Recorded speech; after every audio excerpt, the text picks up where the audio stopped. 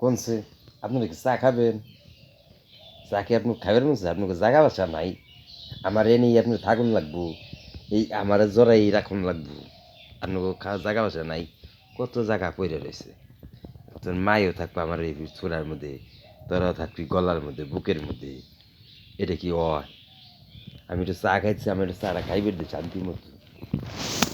দিবি না?